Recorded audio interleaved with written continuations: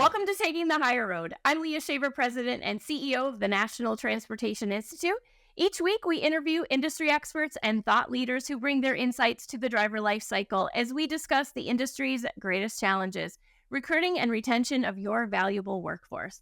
I'd like to thank and highlight the show's valuable sponsors. Their dedication and commitment to the industry and to this show is greatly appreciated.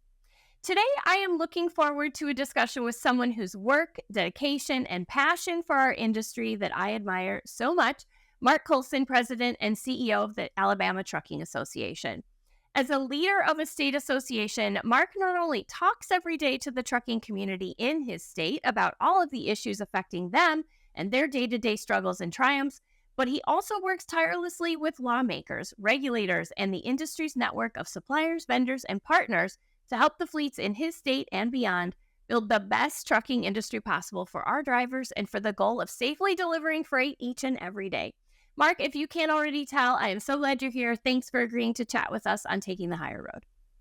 Thank you, Leah. This is what an introduction. I'm honored to be here and looking forward to the discussion. I will. I'll type it up and send it to you so that you can add it for Be my new bio. any future intros. Yes. Well, of course, I want to ask you about your background and how you made your way to trucking. But let's start on the topic that's near and dear to both of us and one that you've been hard at work on lately: workforce development. That takes a different shape in your state and in your work. And I do want to talk about how we reach younger generations to promote trucking opportunities.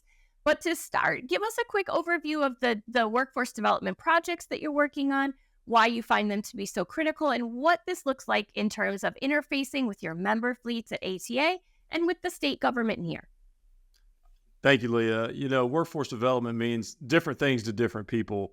But, when I started with the Alabama Trucking Association 5 years ago, almost to date, as I talked to the best and brightest leaders in our industry, in our state, and around the country, the driver shortage, or we need more drivers. That was a thematic that came up, and obviously that's been around for a long time. And I'll let the economists debate whether we're 80,000 drivers short or whatever, but I think a premise that we all can agree to from every different part of the industry is we need high-quality people getting into high-quality training programs, getting into high-quality jobs, right? And we know in a state like Alabama, we get to work with all these high-quality companies, and we know they have these awesome people working for them. We know they have wonderful stories to tell, and we want to attract other people to it.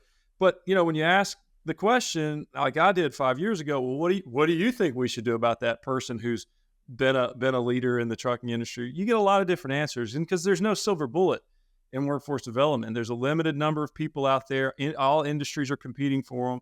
And, we've got to position the trucking industry at a higher plane. Somebody said, well, in Alabama, do you want to make for high school students? You're talking about attracting younger students.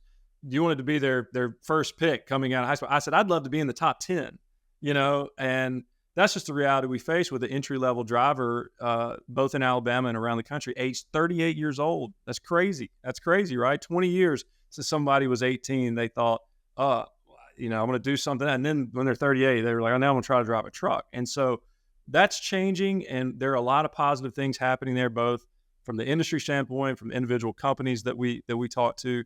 But we still are it's an uphill battle. There's a demographic cliff that's coming that most people are aware of with the generation that's going to be coming out of high school over the next several years, one of the smaller populations. And so there's going to be a smaller group of people to compete for going forward throughout the workforce. Technology will help with that.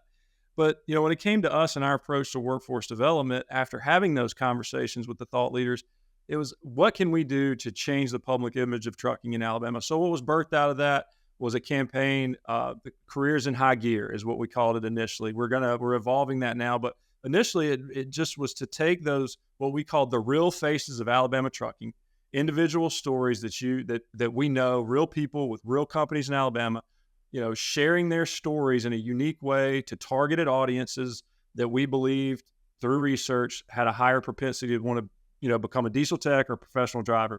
Obviously, there are other career fields in trucking. We focused on those two for this effort. And what came out of that was we proved we can attract them with this messaging, and we can drive them to training programs. And we were able to do that through a partnership. We won the ATA's Mike Russell Public Image Award 2 years ago for that work. And And one other thing I'd like to mention in that space is just since I mentioned the high quality training programs, because I believe we have to add high quality to all these things. We don't just want more people in trucking, right? We want great people in trucking. And so one of the things that really frustrated me in Alabama alone, just through our community college system where we have a great partnership, there are 15, really now 15 plus commercial driver's license programs, CDL programs at community colleges all throughout the state, not to mention the private training offerings. There are 9 plus diesel technician training programs at community colleges.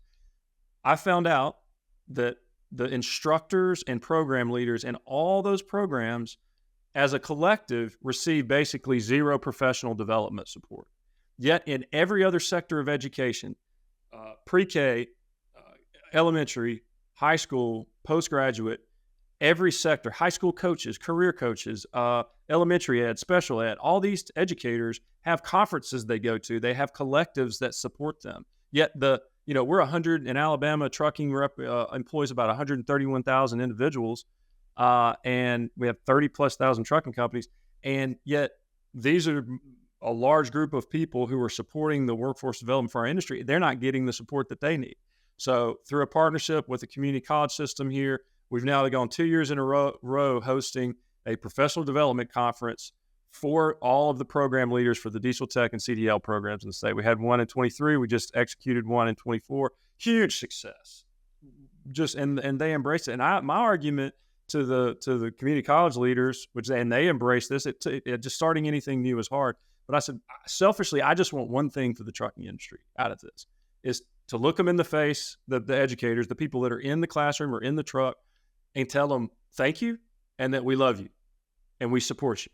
Because how often, they're the boots on the ground, at least with a certain population of people that are coming into our industry and other industries. And I think it's our responsibility as an industry. Our membership has embraced that, and that's only going to get better and better and better each year. So the fruit of that labor will come. So those are just a couple of things I wanted to mention when you talk about workforce development. Well, you've just validated for our audience and listeners why I invited you here onto the show. So thank you for that.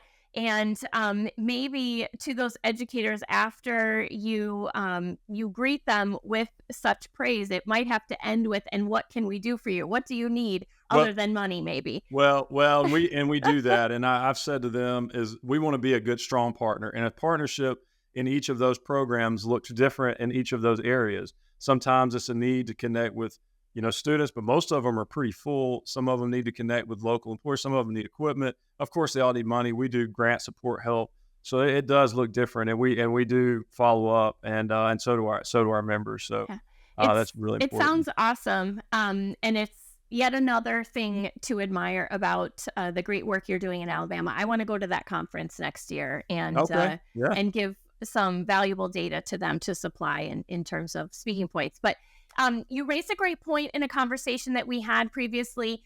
You mentioned that in a lot of states, the state and local government, like in those other states, the state and local government in Alabama work hard to bring in new industry, like, let's say, manufacturing plants. The incentives to woo those companies almost always includes money dedicated to workforce development so that the facilities have workers they need to operate. Kind of leans into the last statement that we were discussing. Trucking, though, sort of always present in the background, generally never accesses those types of incentives. So how do you navigate that issue in Alabama, and how can other states and state associations follow your lead? Maybe we touched on that with the instructors, but tell us if there's anything else.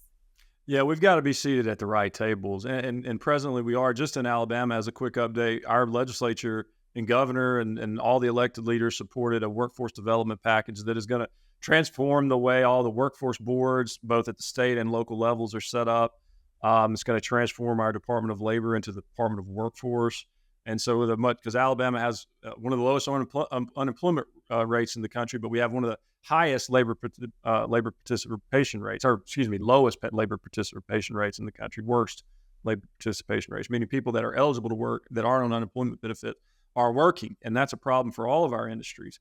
And so, yes, it is reality. In Alabama, we're blessed. Most people, as an example, we produce over 2 million automobiles yearly in Alabama, and our auto manufacturing sector is huge. We love those companies that that are recruited to Alabama because, I mean, the trucking moves all their inputs and outputs, right? I mean, it's a wonderful thing for trucking. One of the reasons Alabama is a top 10 trucking state.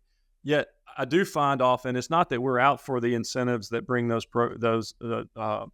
but we want a fair and equitable environment. A lot of the times that has to do with the tax and regulatory legal environment in the state. And, workforce development is a big component of that matrix that makes makes a state a good place to live and work and run a business and raise a family.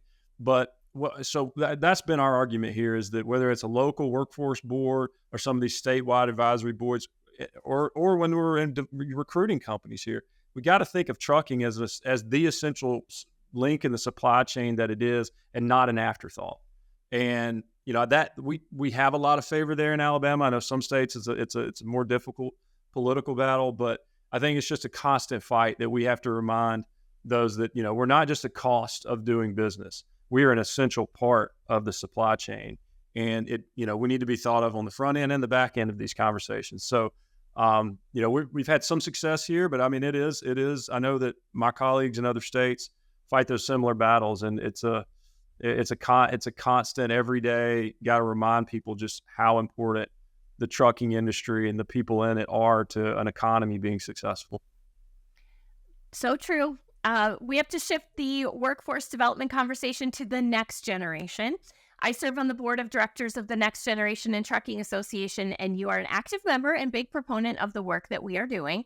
I have a few questions here around this. Why is it important for trucking companies, associations, supplier companies like NTI to be active and to support Next Gen? And how do they impact the broader goal of workforce development at the state level, even specific to you in your state of Alabama? And I wrote down before, you mentioned afterthought in regards to funding, but that's very similar talking point that you and I both share in regards to employee choice, selection of trucking as a first, maybe even second or third choice instead of an afterthought or after the fourth job or career option. Well, first of all, Lindsay Trent and Next Gen Trucking Association is doing amazing work. The only organization that's fully focused on introducing career paths into trucking at the high school level, and others are doing great things, but that singular focus I think is so important, because I can't do that full time at our association. I can't just spend all of my time and our association's time introducing to high schools in Alabama opportunities in trucking, because we have to cover a broad space. So I'm so thankful that an organization exists, and like you said, we've been supportive since day one. And Lindsay came to Alabama recently, and she's been a big part of the success with the community colleges that I mentioned earlier. But with those companies, I mean, I think we've had some really great stories to tell in Alabama. So just two examples. One of our chairman of our foundation, who really helped inspire the work that we're doing at our Alabama Trucking Association in the workforce development and public image space, a guy named Terry Kilpatrick. He was president of Billy Barnes Enterprises from a rural part of our state. But he created the first state-sponsored apprenticeship program through our Office of Apprenticeship for commercial driving, for professional drivers. And it's a partnership with the local high schools and the community college in that area. And so the actual high school students have the ability to get their CDL if they're 18 in high school, and then get an apprenticeship with a local company. And it's been hard. It was hard to fall for. It was hard to set up. There was a lot of work there. But I mean, the fruits of that, again, a small company that are overcoming the insurance challenges that he has in hiring those entry-level drivers that are between 18 and 21. And so the apprenticeship program is helping with that. And then recently on the other side in Birmingham, Alabama, Southland International is a international dealer there. Great company in our state. They created the first state-sponsored apprenticeship program for diesel technicians for high school students in partnership with Jefferson County Schools, which is where Birmingham, Alabama is, in Jefferson County. So when you see companies like that being innovative, you understand it takes a lot of work. It takes a commitment, but they understand the need to be able to share that story to a younger generation, to be able to show the awesome job opportunities that are available. Then that word of mouth to take place so that, so it's not an afterthought. So these are great jobs. I can make really good money. These are companies that take care of their people, and help them grow as a professional. And so, when I've been able to go through those experiences with companies like that, I get to see what can be done I get to see that it's hard work. I mean, it takes a commitment to it. It's not going to just happen naturally. It's got to be mutually beneficial. The company's got to be able to, it's got to be profitable to be able to do that. But those are two small companies that I know a lot of companies have done a lot of different things, but that is just one way that I believe this younger generation can be exposed to the really awesome opportunities that are available in trucking. Well, building on those two examples and sticking with the topic of reaching the next generation, aka millennials and Gen Zers, and then Gen Alpha, the oldest of whom are entering high school now. Outside of the work that Next Gen is doing and those two companies that you mentioned at the high school and community college level, let's talk about how companies individually in their own communities and we as organizations within trucking can better reach younger people to engage them in our industry. Historically, our industry has not been strong at promoting trucking to younger age groups. We often don't participate in career fairs at high schools because we can't really recruit them for a few years after until they turn 21. So that only perpetuates that gap that you referenced earlier, which, as you know, goes well beyond the age of 21 into the mid or late 30s. I'm also a big believer in participating in local parades, Hello Summer, networking with our friends and family about trucking, doing touch a truck events at schools, being able to dictate a career path. There are lots of ways that we can inspire. How do you work with your member companies on this and encourage them to take a more active role in their own backyards to build those bridges to younger generations? Yeah, we do have a number of companies that participate in career fairs. I mean, what I found is that we didn't have, so through Lindsay and Trenton, Next Gen Trucking Association actually, through a collaboration, helped create a careers presentation to actually be able to give, to students, whether it be a high school level. I've used it. My mom is a director of DHR. She's a social worker. She runs the DHR for a county in our state. And every year she takes the foster kids in their care through a career development experience, a career exploration experience. And so every year they'll bring a group to our office and we'll do a careers in trucking exploration event just at our office. And it's a wonderful way to, get in front of students, for us to stay sharp. And, what is that generation? How are they viewing the world? How do they communicate? And so a lot of companies do that, but, most areas of our state and most states have workforce development boards or through their school systems that host career exploration events. One of them I know is like Worlds of Work. Wow, they call them. That's in a bunch of states.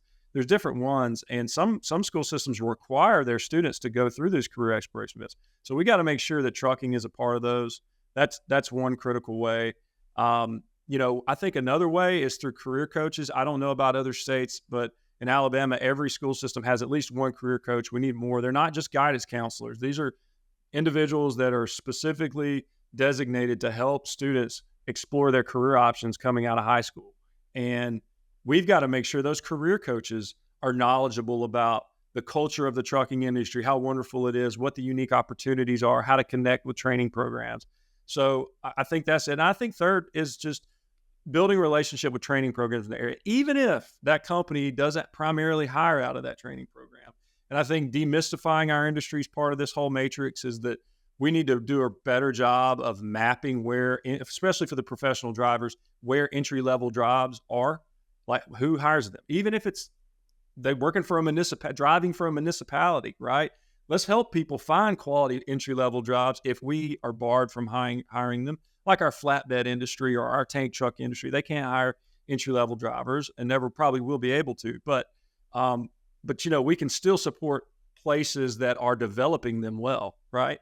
And building partnerships with them. So I think that's another way. I think building a relationship with the training programs in your area to help improve their quality too, because they need your support to get better. You want them to be a high quality program, just like they want you to be a high quality employer. So I think those are three pretty specific ways people can engage. They are, and I admire all of them. I do want to touch on the opportunities and just echo your plea. I mean, we talk about this, Lindsay and I, at least on a quarterly basis, how to make job opportunities for that next generation more visible to them. And I think the more that potential employees can see those opportunities, the more that employers might embrace the idea that if their peers are doing it, so can they. And then, of course, I'm a big fan of your mom and the work she does, but as a licensed foster care provider, I'm going to tell you, I have not considered. I do mentoring and working with teens in foster care, but have not considered sharing the career path opportunity in a more formal basis. So I'm going to take that idea and bring it to our agency. I think that's a great idea, and I love that you guys are doing it. It's a great way to partner, of course, with your mom too. That's right. Um, My hero. yeah. Well, there are a lot of naysayers in the industry, many of them in older generations, who complain that millennials and Gen Zers don't communicate well, that they don't have a great work ethic, that they're not excited about their jobs or the industry. They aren't willing, like prior generations, to roll up their sleeves and get the job done, keep their head down, and, all of the stereotypes that I'm getting at. With all of your outreach and exposure to workforce development initiatives, many of which specifically target these age groups, do you find yourself agreeing or disagreeing with those opinions? And obviously not as extreme as the way that I suggest them, but would those naysayers be pleasantly surprised at who millennials and Gen Z really are when they show up for work? Do they need lessons on focus and effort and qualities that our companies need in their people? Or do we need to get over ourselves and embrace the qualities that these younger generations do bring to the table? What are your thoughts on my very controversial question? Well, I'm confident throughout history, every new generation has presented a challenge and opportunity with, assimilating into the workforce to some degree. I went to a small liberal arts college in Montgomery, Alabama called Huntington College. And one of my blessings of my life in that I serve on the board of trustees there now, which is just a wonderful experience to get behind the scenes of that college. And it's doing wonderful things in the lives of students. But several years ago, and I think they've had to pause it through COVID, but they hosted a program for emerging high school seniors in the summertime that were nominated through their local chamber of commerce to come. And I think the group would be about 20 or 30 students. And these are high achieving students, but not from like your blue chip schools. They're from like rural schools or suburban schools. And so they would be nominated and they would come in a room and then, they'd take them through like a several day leadership program where they get exposed to different industries, go see the governor and different things like that. Well, I had an opportunity to speak to them every year and I was in this job, and every year I use it as like a focus group. I would ask them more questions. I didn't go there and just impart wisdom because I wanted to learn from them, right? To your point. It's about how they communicate. But so many interesting things came out of that over the 3 or 4 years we did that.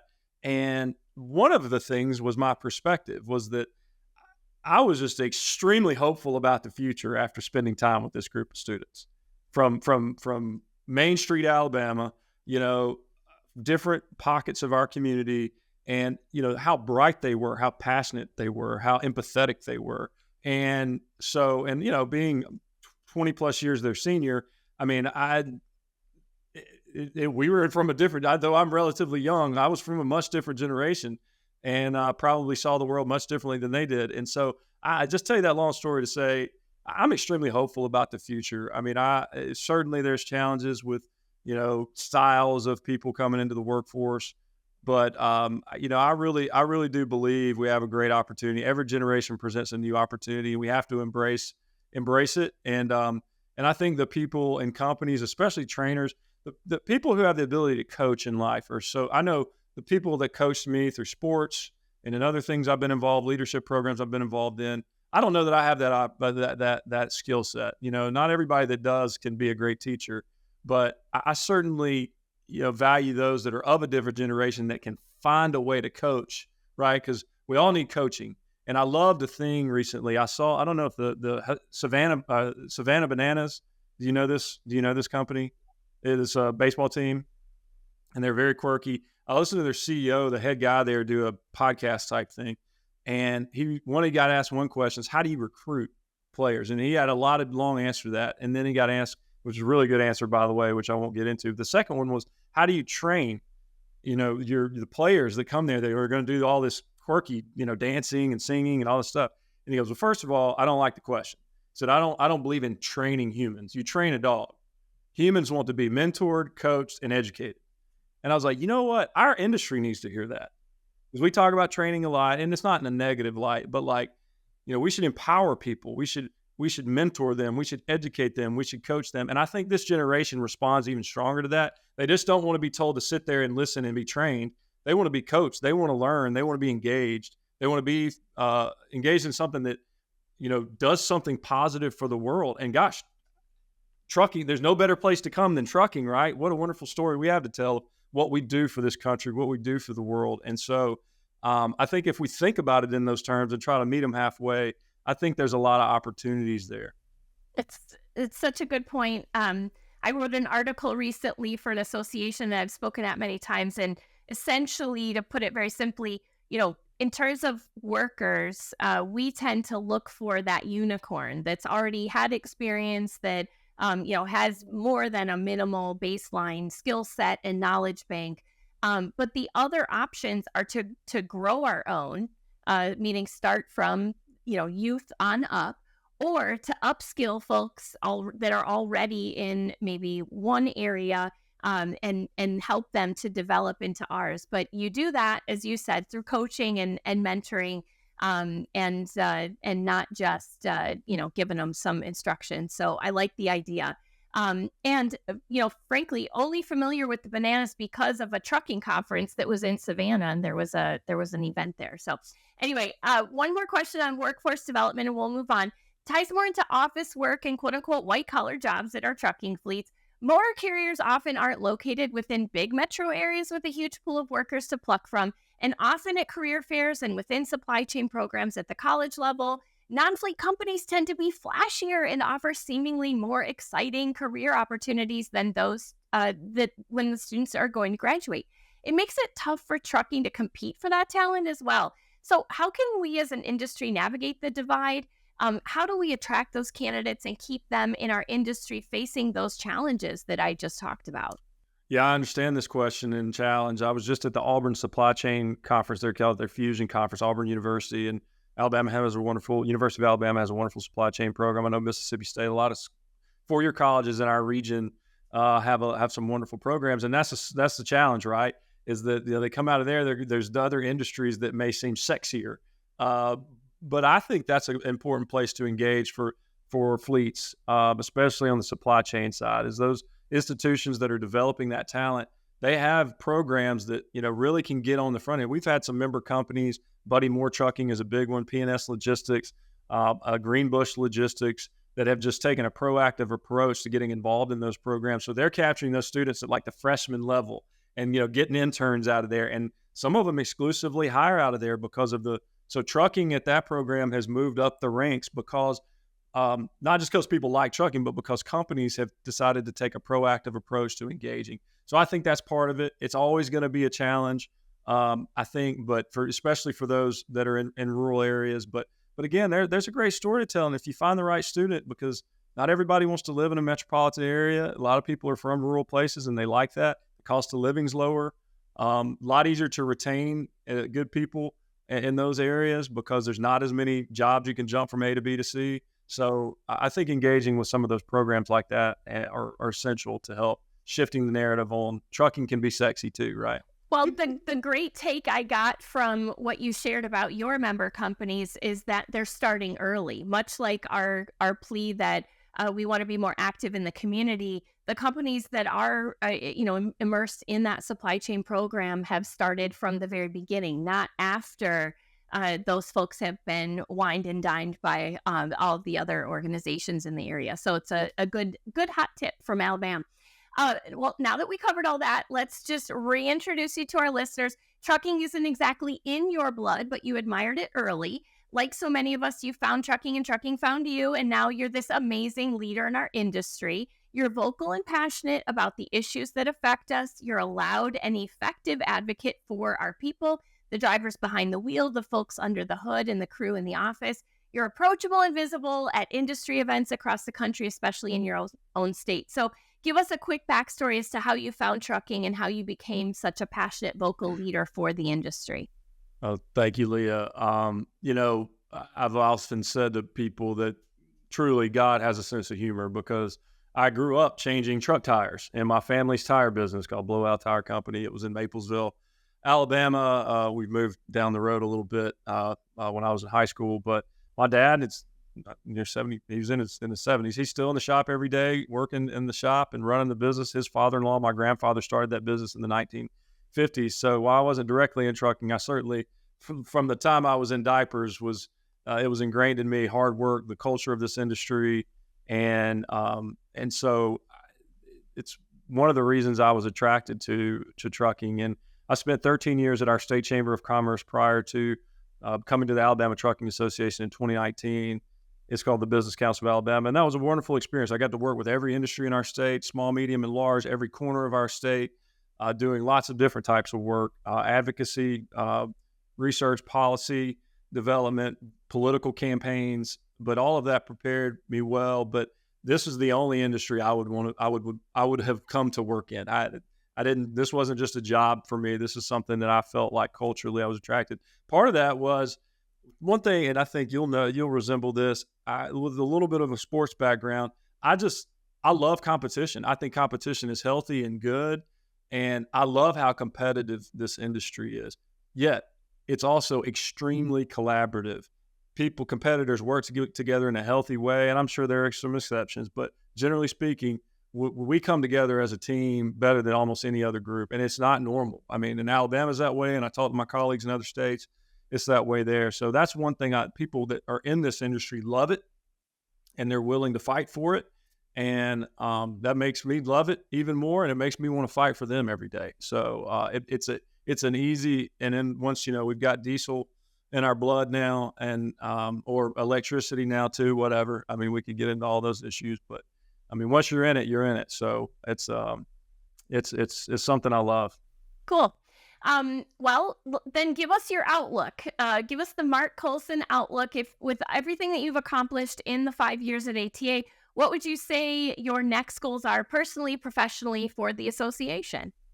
Well, we're going through evolution of the industry. I mean, mergers and acquisitions, technology, energy issues, the regulatory environment. You look at all these different things. We've been in a freight recession for some time now. The next 5 and 10 years are going to be interesting in trucking. And so, positioning as companies position themselves to be successful, our association has to position ourselves to meet their needs wherever they are. We've done that since 1938. We don't look like, today like we did in 1938. And I'm sure 10 years from now, we won't look like we do today. And so we have to be willing to evolve and meet those needs wherever they are. In the short term, I know we'll get into it, but the fights for workforce development, improving the public image, navigating this uncertain regulatory and political landscape that everybody finds ourselves in, and then finding ways to bring some sanity back to the legal climate, both in Alabama and around the country. That's enough. That for the short term, we've got plenty on our plate, and we're doing it. We have programs and strategies and a leadership team in place and our staff in place to go after each of those issues aggressively and continue providing safety training and regulatory guidance and workers' comp insurance. We sponsor a work comp fund here that's first in class in this country. And so finding all those type of opportunities to meet companies' needs where they are. And long term, I think the culturally, we're just going to be positioned we're going to evolve with the times, and we can't be static. We can't live in the past. We've got to aggressively meet our members' needs wherever they are, and that's going to, over the next 5 and 10 years, that's going to be an interesting process to be a part of. Your association is such a great representation and microcosm of the industry as a whole. Thank you for all that you're doing. You have hundreds of member trucking companies ranging in size from a handful of trucks to very large carriers operating across the various segments of our industry. Your core membership is in the 50 to 200 truck range. I think that's pretty common across the industry. And then, of course, another slice of your membership are companies that support your state's trucking companies in various forms: insurers, dealerships, legal, finance, etc. I give our listeners that setup to ask you this: why do you recommend that companies join their state associations? What resources and support do they receive? What are the networking opportunities, workforce development initiatives, support from lobbying, regulatory aspects? Give us a quick elevator pitch as to why companies and fleets should join and participate in their state association. Well, for motor carriers, ATRI, the American Transportation Research Institute, released a study last year that had a data set that showed that trucking companies that were members of their state trucking associations were statistically safer than those that were not. So, one, it's in their best interest because and you say, oh, well, are you just attracting the safe companies to be a part of your association? Not really when you look at the end of that research, but in the sense of it, the way I like to say that is the members of our association are setting a standard. They're the standard bearers for our industry that people aspire to be. And we want people to, drive the safest equipment and operate safely, not to check a box on a form, but because it's what they believe in. They want to get families home safely. They want to take care of the motoring public. And so really it's to be part of that culture. But people who invest in any organization or any cause or any product deserve a return on investment. So, I believe, our association, like my counterparts in other states, have a tremendous value proposition. And just for example, this year, I mean, the fight that we're engaged in on behalf of our members on lawsuit abuse reform and trying to find, like I said, bring some sanity to that. But also, there was an issue in our legislature where we were part of a group that brought a reform to property taxes in Alabama, where the annual valuations on those were going up every year, not because the tax was going up, but their assessment was going up in certain places where property values weren't increasing. But that's how they fund schools and other things. And it wasn't being done the right way. So we were able to reform that. And that was a direct savings to member companies, especially those larger property owners and them personally and their employees. And so just things like that on the advocacy side. And so I could go down the list. But the other thing I like to say when I talk about being part of an industry association, especially one like ours, is it's also a way to give back. When I talk to these leaders in our industry that run these successful companies, small, medium, and large, like you mentioned, trucking's been good to their families, even with all the struggles, but they want to give back. And so certain things that we do under the auspices of our organization is giving back for the industry and just solving problems. Recently, our ag commissioner, Rick Pate, called me one day a few months ago, and due to the droughts in Texas, and the wildfires in Texas, they had a severe hay shortage. We had cattlemen all from across Alabama willing to donate hundreds and hundreds of bales of hay, big round bales of hay, but they couldn't get them there. They couldn't move them. So through our foundation, we were able to call some member companies at a discounted rate. We put in $25,000. Texas Ag did 25 and Alabama Ag did. So we covered the freight without anybody's pocket. And we got them moved there in 2 weeks, almost 800 bales of hay.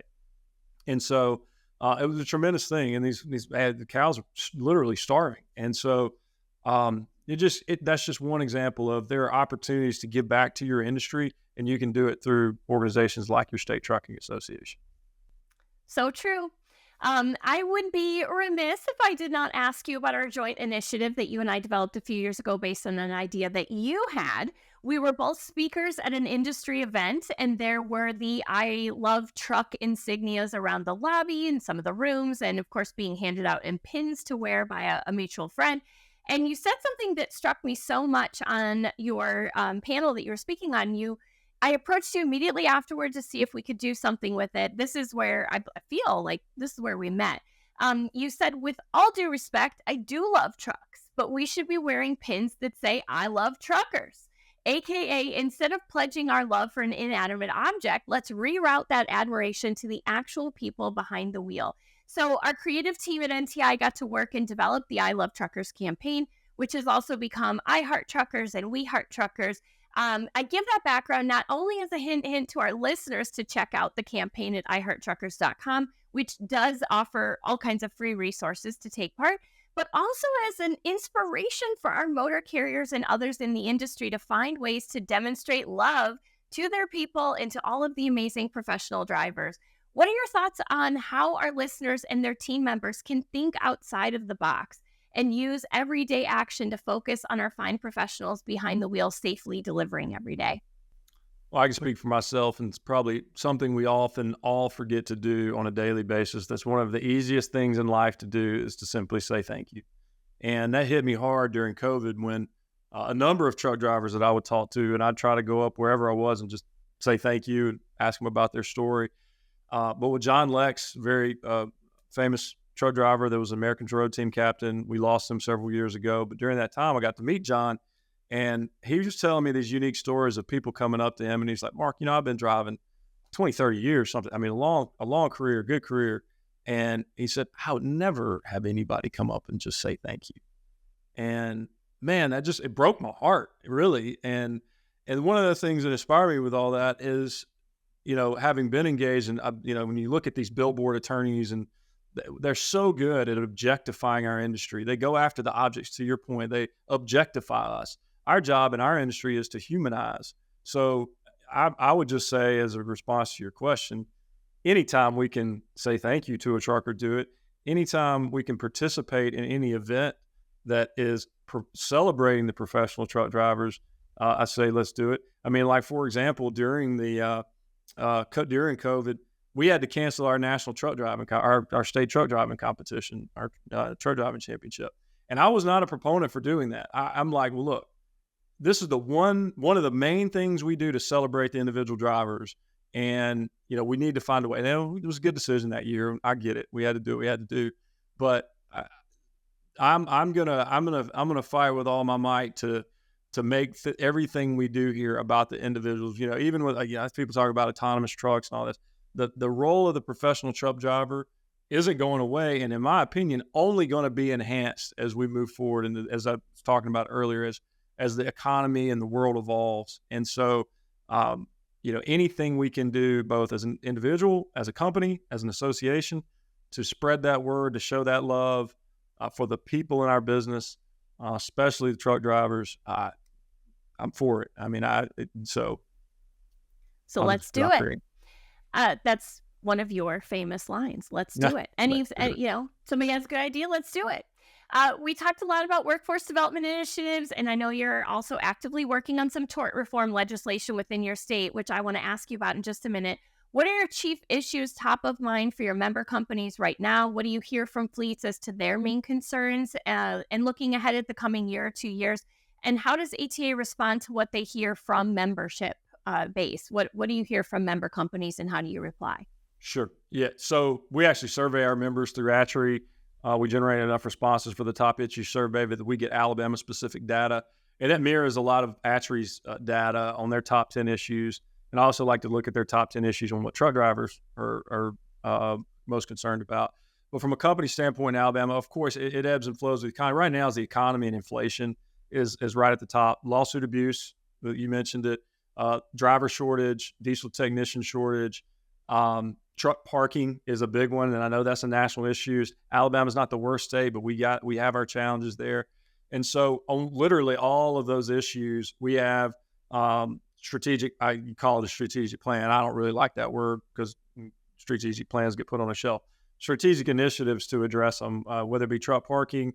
I wish we could do more about inflation and the cost of things and the economy, but that one's a little outside our scope. But lawsuit abuse, the driver, and technician shortage, I've already mentioned that ad nauseum, but those are just a few. I mean, I could mention more. Safety, I wouldn't say, I think that's number one always. That doesn't, even if they don't think, oh, that's the number one on the list, to us, that's always number one, because if we're not striving to be the safest industry and the safest companies and promote that at every level, from a cultural standpoint, not just from a, we have to do this, then I think all those other issues fail. So a lot of our programming to our members is oriented towards how to be a safe and profitable fleet. So those are some of the top issues we hear. But right now, I would just say it's the economy. I mean, it's a tough environment out there. You know that with your listeners and NTI, the work that NTI does. So surviving is thriving right now. And so we want to be there for our members while they're surviving, so that when we thrive, we can help them do that too. Good call. Tort reform time. Tell us what you're working on there and how you're setting up a framework in Alabama for other state associations to follow on this issue.